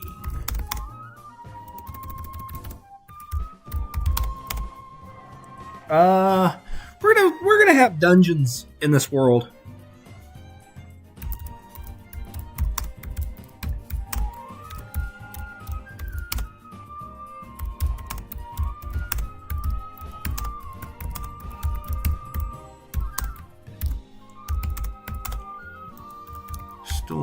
Of pure infernal energy. Yeah, let's go with that. That sounds pretty good. Especially considering she's a tiefling. If she's interested in it, Grant, I don't know that she's a tiefling. Okay, that's just based off the picture. I'm sure that she is. Sure looks like she should be, but I don't know. This is a really neat character design, though. Infernal energy, you say. A potent, volatile thing to leave resting on an open shelf unprotected. Such items usually require more deliberate containment to prevent their resonance from bleeding into the environment. Are you certain it's entirely stable, Master Gnimalf? Silda pulls her hand back as if burned, though she does not touch the object. She glances around the shop again, her gaze lingering on the walls and the ceiling for a split second before snapping back to the halfling. Her posture is rigid, her fingers curled tight around the wood of her staff. Oh, now she has a staff? You didn't mention that before. Okay, well.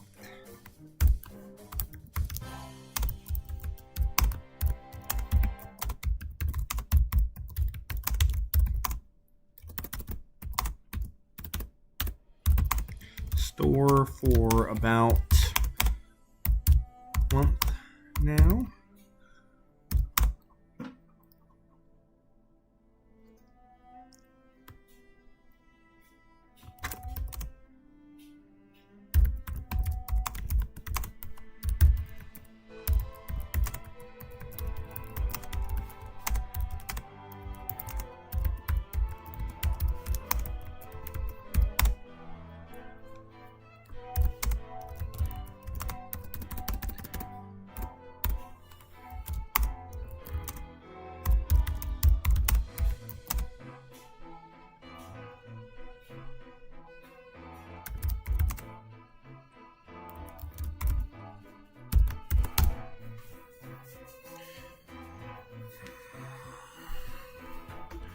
Alright, let's see what she says. Maybe she'll buy it.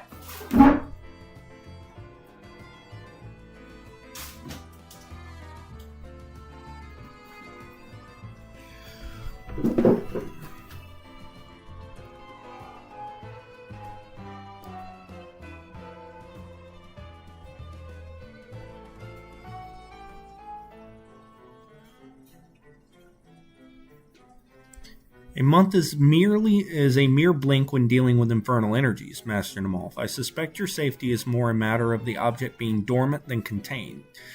Tell me, do you have any means of measuring the variance in the ambient magic within these walls, or do you rely solely on your own intuition? Scylla takes a half step back, creating a sliver of space between herself and the shelves. She taps her gnarled oakwood staff lightly against the floorboard, her amber eyes scanning the corners of the ceiling, seeking any sign of occult wards or arcane dampeners.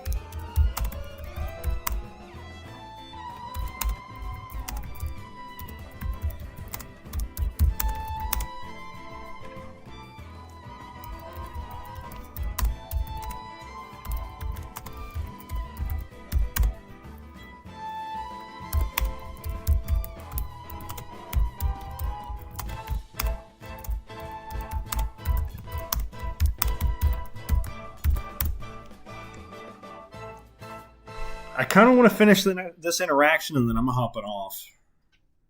Try to push her to buy this crystal, maybe.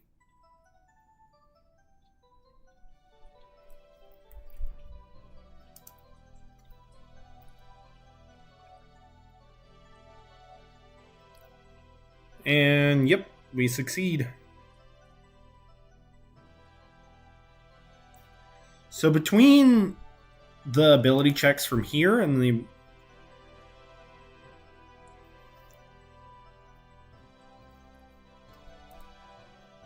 Alright, let's see what happens next.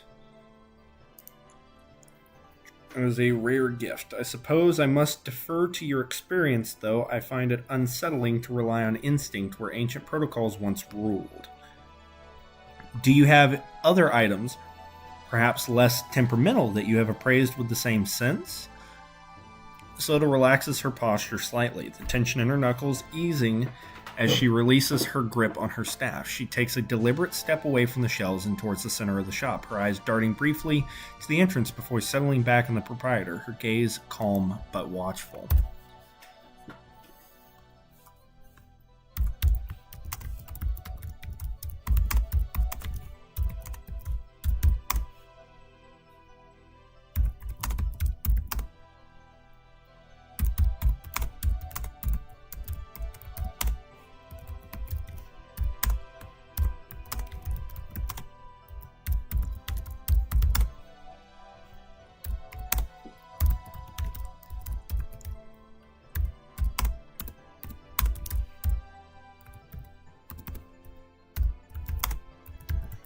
Searching for...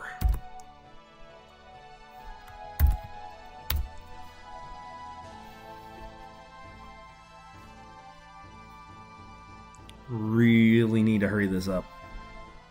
But I know ending in the middle of a DDM interaction is usually not a good idea. I seek pieces of history that reflect the natural world, perhaps artifacts from forgotten groves or remnants of ancient, organic-based magics. Do you handle such things, or is your stock purely synthetic and metal? She shifts her weight, her shoulders rising slightly as she surveys the crowded aisles. Her eyes trace the path back to the entrance once more time, ensuring the way is clear before she forces her gaze back to the shopkeeper.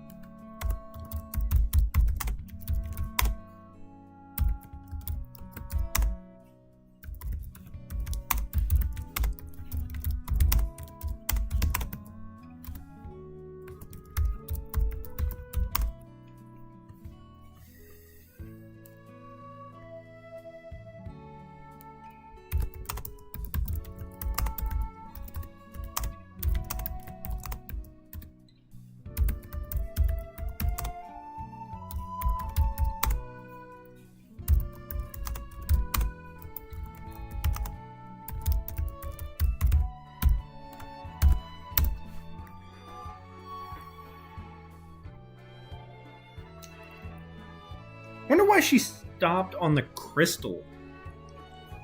then. Seems like a bit of an odd choice. I'm not deceiving her.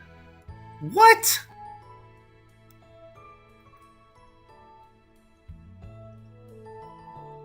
It's going to give it to me anyway, but...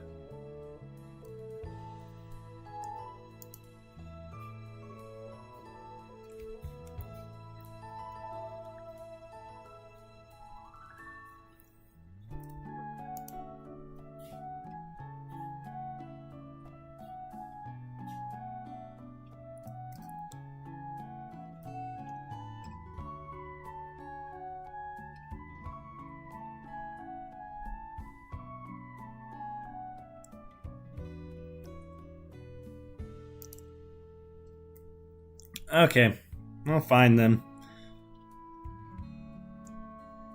So that's going to be the end of that dialogue.